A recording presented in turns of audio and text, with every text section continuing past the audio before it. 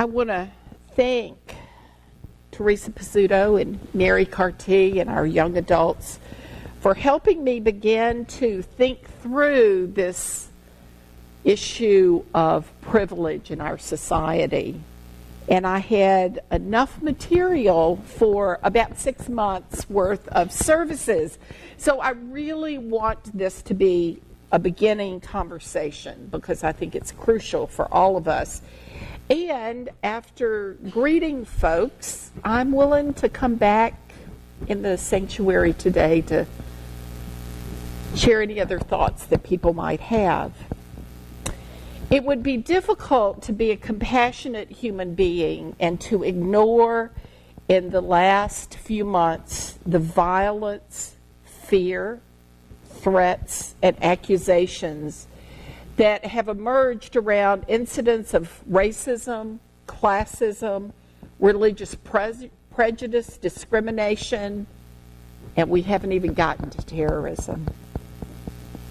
These issues are part of our society and to varying levels, whether we like it or not, shape our personal lives. Issues of injustice and betrayal have come in many forms, including labels thrown at us or implied about who we are. As labels and language get increasingly heated, the polarization in our nation and world are magnified. And it becomes more difficult to find the intersections where our common humanity can be shared. We aren't as far along as the Sneetches. You know, where are our voices of reason? Who today speaks about our common ethics for how we need to treat one another? And so we perceive that our world is in crisis. The more we read or see in the media, the more we find ourselves living in fear and pushed to make value judgments about what people are part of us and who's part of them. In other words, to cope, we have a human tendency to determine who our people are, who our group is, which, of course, our group has the correct perception about how to be in the world. We need to feel that if they could just change their mindset, if they could get smarter or kind enough, then they would see the world the way we do. We see ourselves as more human than they are. It's hard to be a person of faith in these times. What enlightened response do we need to make in this time that tries our souls? What should we do? I'm telling you, it was hard thinking about this sermon after seeing Selma this week, because the beating death of one of our Unitarian Universalist ministers is in the movie. Selma.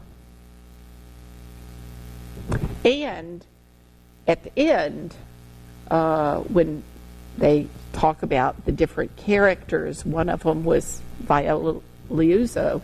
I always mispronounce her name. She was Unitarian Universalist. She was murdered 5 hours after Dr. King's speech. It's hard to be people of faith in trying times. What should we do? So let me step back for a minute. I've already admitted that this was a difficult topic to cram into a sermon. I've thought, I've read, I've researched. Privilege is a tightly woven fabric whose thread does not clearly and cleanly allow us to untangle itself so that we can reflect on this. Yet I think we need to look at privilege as a major issue that inhibits community building and our ability to build bridges among groups of differing beliefs and backgrounds. Without dealing with privilege, it's difficult to get to the heart of issues of racism, class, and poverty, to mention only three. It's challenging because none of us want to acknowledge the ways we mindlessly assert our privilege.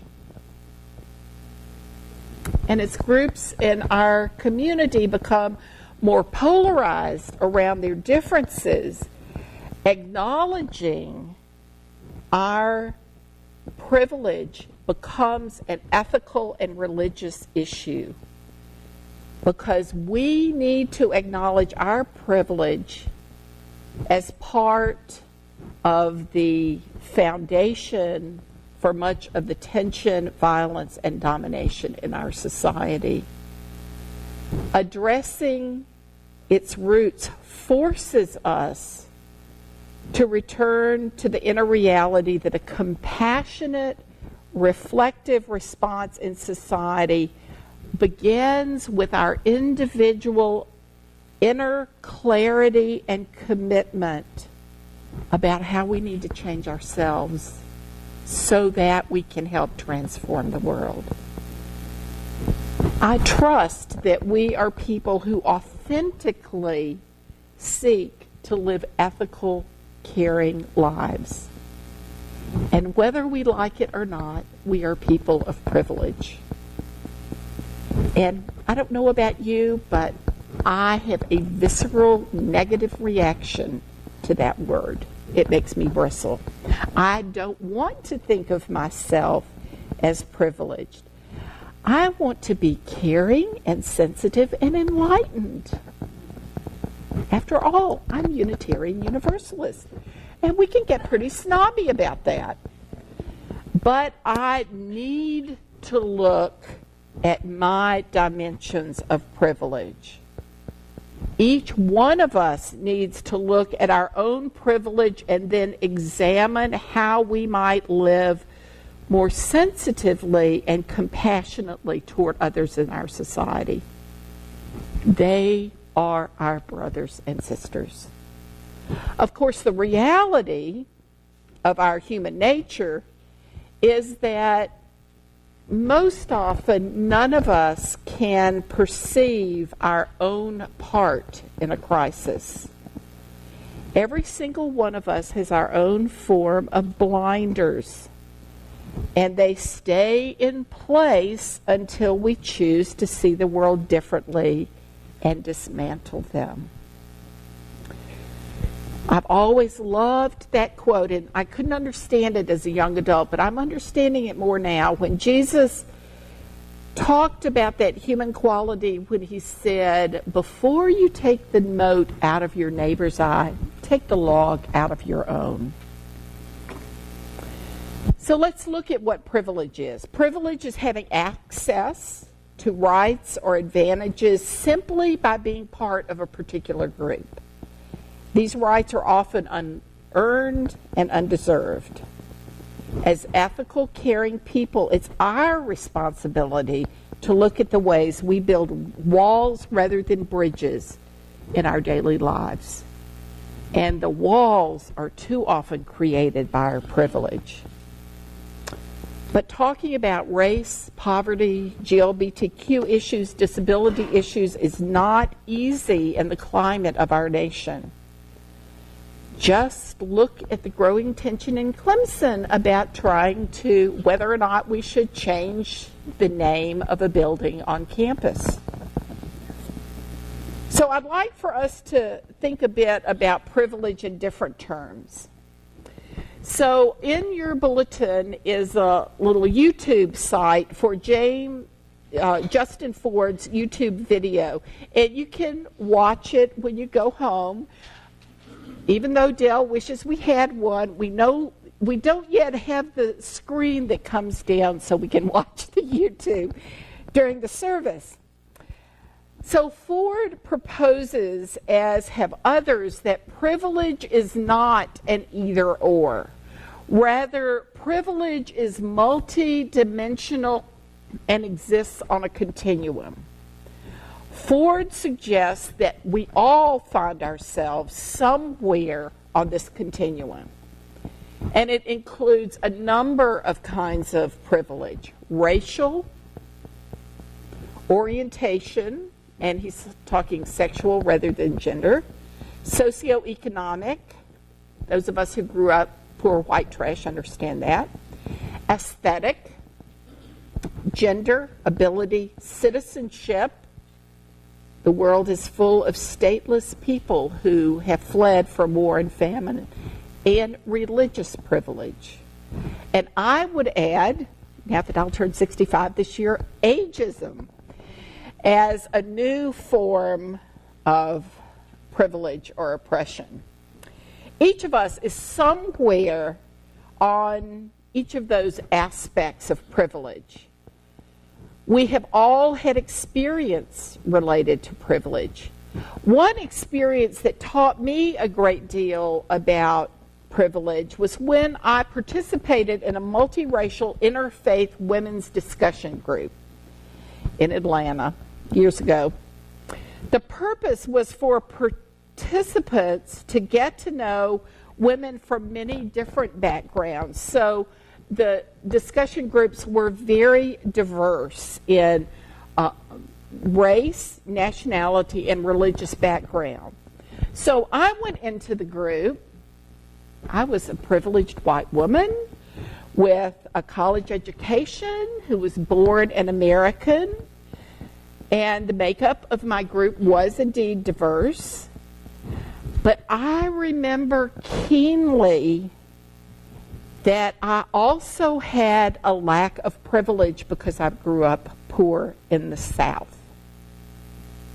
The other women in my group, despite their differences in race, nationality, and generation, had more in common with each other because they had a common background of wealth. The topics the group chose to discuss were shaped by their privilege of growing up with wealth, and it was one of the most powerful lessons for me in how many dimensions we have in our lives where we experience privilege and don't realize how we're excluding other people.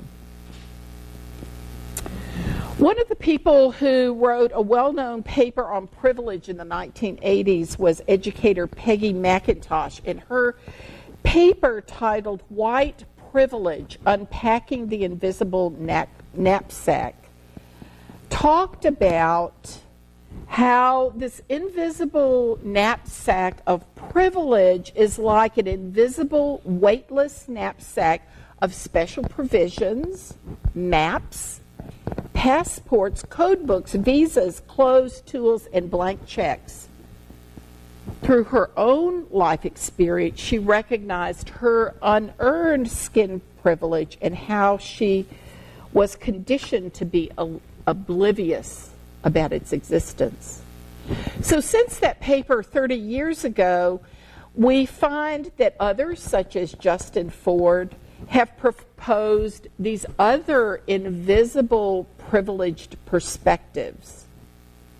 So McIntosh, Ford, and others have suggested an exercise that can help us think about how we are privileged and how we are not privileged. So I'm inviting us to be a little participatory this morning as we're willing and able. And this exercise may be familiar to some of us, and I'm not going to take us through the whole exercise, which would keep us here until 12:30. But the purpose is to help us reflect on our own places of privilege. So when I read a statement, I'm going to invite you to stand if you can. Raise your hand if you relate to that statement. Either stand or raise your hand. And look around and see who's standing and who's not. How do the statements and our responses relate to how we perceive ourselves and each other in this group? If people routinely mispronounce your name, please stand up.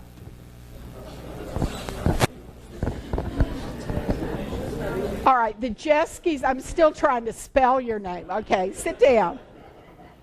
If you have ever been the only person of your gender or race in a class or place of employment, stand up. If you worry semester to semester about whether you'll be able to afford your college tuition or had that experience when you were in college. Okay.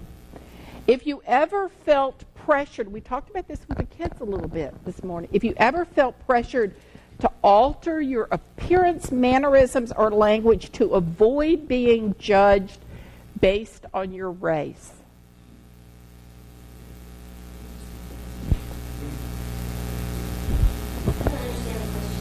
Okay, if you felt pressured to change your hair, your clothes, your manner of speaking because of your race or maybe even gender. Yeah. If an educator, counselor, or other authority figure ever discouraged you from pursuing a particular field of study or profession.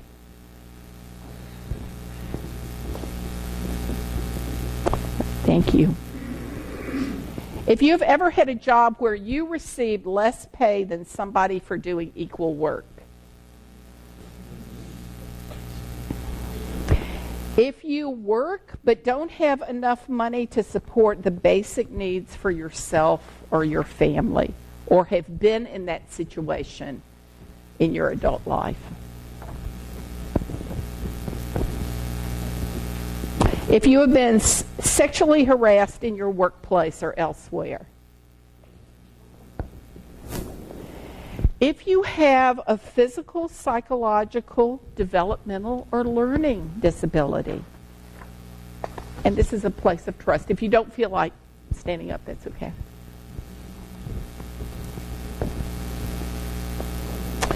If you know someone who's been the survivor of sexual assault or attempted sexual assault or rape. That's a sad one. If there is any dimension of your identity that you have to hide from most people in order to feel safe.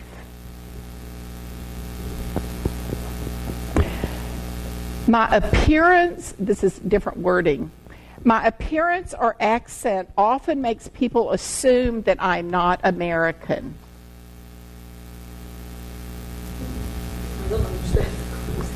So if you're an American, you know, right now police are stopping people just because of the color of their skin, or maybe they look like they may be undocumented, then there's a lot of harassment for people whose accent or skin color may make people assume that they're not American.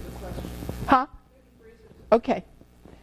Have you ever, because of your appearance or accent, had the experience of people assuming that you were not American? Yeah. And another one. Are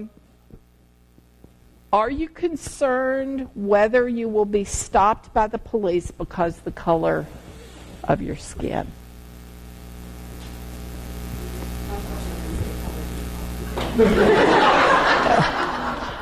Okay. If I need to move, I cannot easily be assured of purchasing a home I can get access to easily. Accessibility is one thing I need to make a special point of looking for. In my previous congregation, where we had 4 people on Sunday morning in wheelchairs, accessibility was a huge, huge thing. I cannot assume that I can go shopping alone or that I will always have appropriate accommodations to make that experience hassle-free. So, wheelchair, disabilities, yeah. Sorry, I'm using somebody else's, yeah. I cannot do well in challenging situations very often without being told that I'm what an inspiration I am to other people from my race or disability.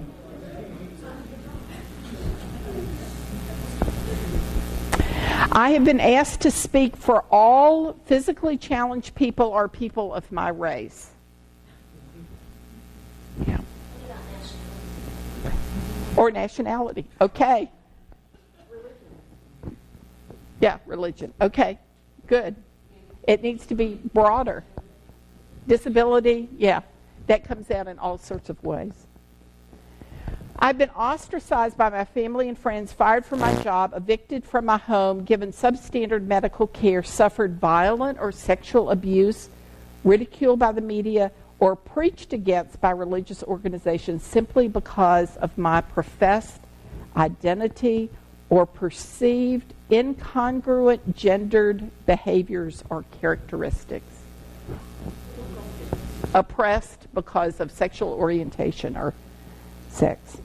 When I talk about my heterosexuality, such as a joke or talking about my relationships, I will not be accused of pushing my sexual orientation on others. I think most of us who are straight, yeah, have that experience. I cannot talk openly about my religious practices without concerns for how it will be received by others.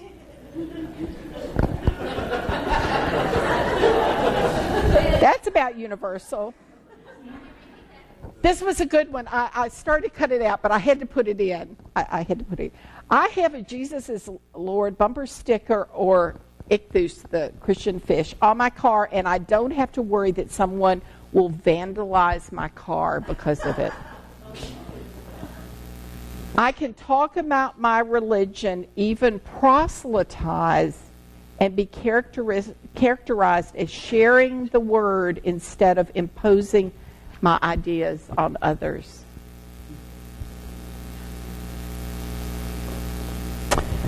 For those of us who are concerned about the rights of our children, I am not legally allowed to vote even though the government makes decisions about me and people like me, also for aging people. It's often considered acceptable, appropriate, and even desirable for my caregiver to physically assault me if I do not please them.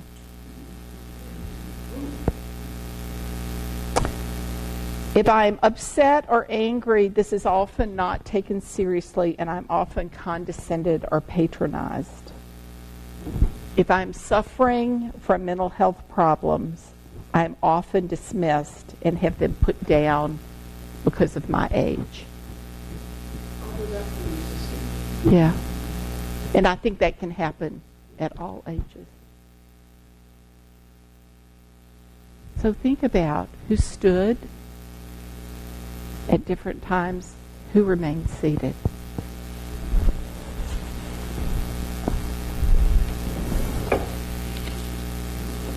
Do we have more similarities than we thought, and where are we different? As the statements were read, did we consider who is not in the room today? Where in this exercise did we see our own privilege, and where did we realize that we lack privilege? As a caring people who seek to work for justice in the world, how might we own up to our own privilege? Will we go home today? Might we reflect on how we allow our differences to divide us rather than honoring our differences so that we can build more open, diverse community? So every Sunday we state that this community affirms that we gather in a spirit of love and service. To manifest our affirmation, we must look inward to examine the hard realities of how we live and treat people.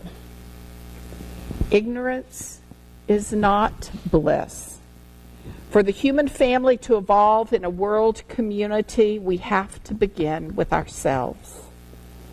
To build authentic relationships within the human family, each of us is going to need to own up to our privilege, whatever it is. So even as people committed to justice, it's easy to get comfortable with that to which we've adapted. The work we have to do in the world must begin by putting our own house in order, to question and to examine how we might get out of our own mindset and examine our basic beliefs.